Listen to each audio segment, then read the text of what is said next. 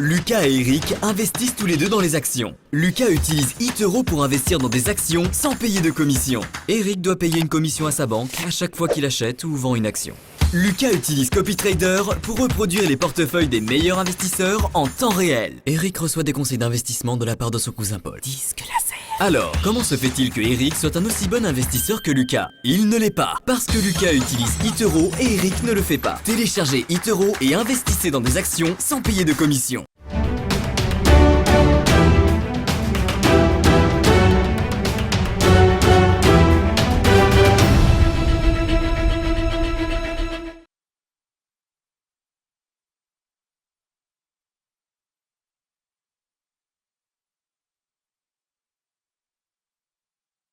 Place à l'actualité des crypto-monnaies, on s'intéresse au halving qui a eu un impact neutre finalement sur le Bitcoin. Exactement. Alors, tout le monde attendait que le halving fasse bouger les cours fortement.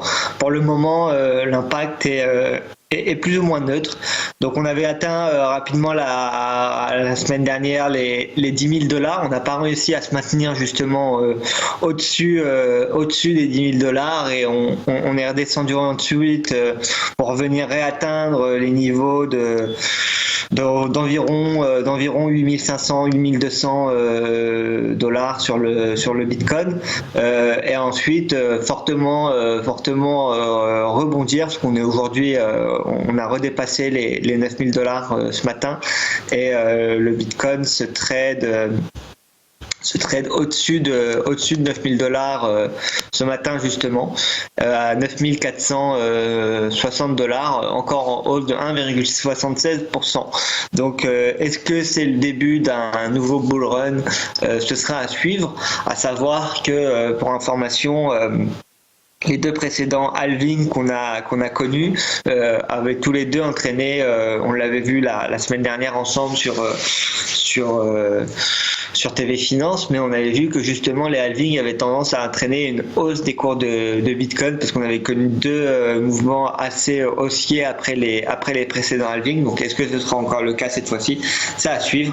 En tout cas pour le moment, ça a l'air d'y prendre les chemins, ou en tout cas on a l'air de bien revenir en tout cas pour le moment vers les 10 000 $, qui est un prix et un niveau de prix assez psychologique pour les investisseurs. Donc on verra si cette fois-ci on arrive à le dépasser ou au contraire on reviendra toucher cette résistance.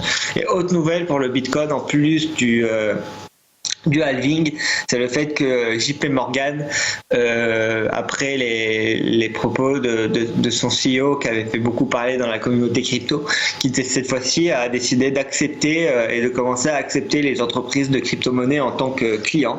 Et donc ils ont commencé à travailler avec deux entreprises qui sont Gemini et Coinbase, mais ça pourrait être intéressant et ça envoie quand même des signes assez haussiers pour l'industrie des crypto-monnaies, parce que même les grandes banques commencent à s'y intéresser de plus en plus et ils commencent à accepter les clients justement qui opèrent dans cette industrie.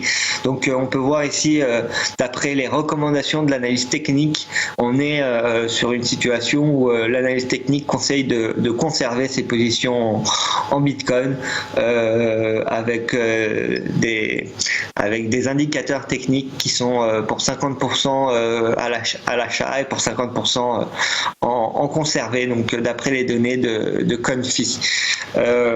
Pour l'Ethereum, pareil, on est aussi en train de se reprendre.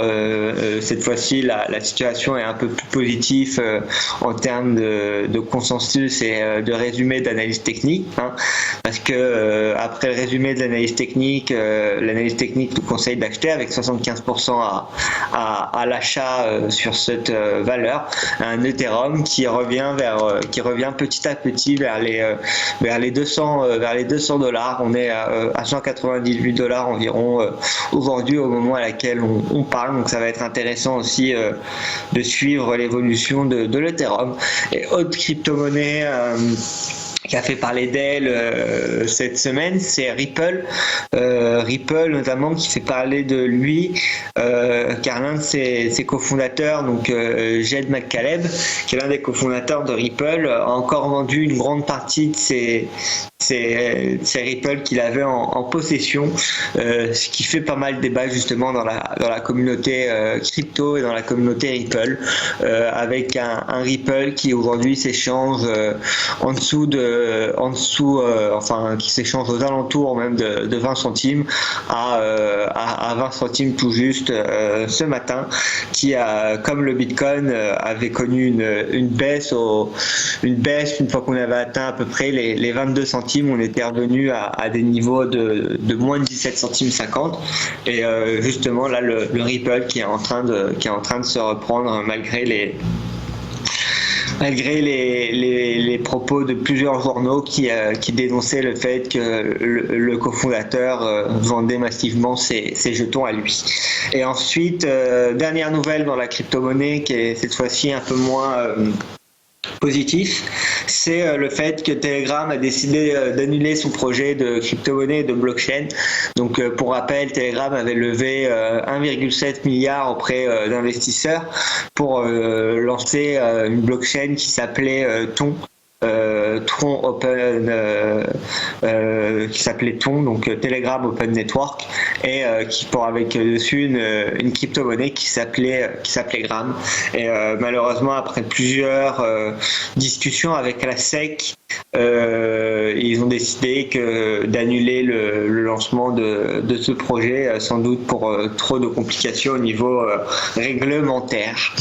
Donc voilà tout pour les nouveautés de la crypto-monnaie.